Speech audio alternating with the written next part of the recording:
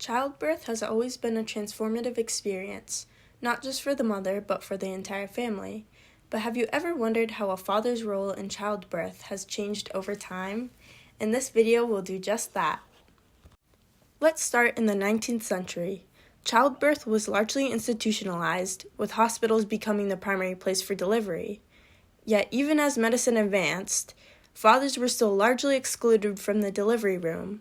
Their roles were primarily seen as economic providers or decision-makers, rather than active participants in the birth itself.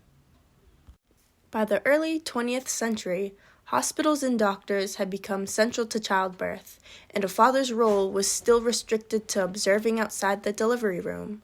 However, the societal and cultural foundations for a shift were already beginning to take shape. In the 1950s and 60s, the idea of fathers being present in the delivery room began to gain momentum. This was a time of change, fueled by social movements such as the feminist movement, which advocated for more equal roles for men and women, both at home and in society. By the 1970s, many hospitals began to allow fathers to be present during childbirth. This was a revolutionary shift. Fathers were no longer simply distant onlookers, but active participants.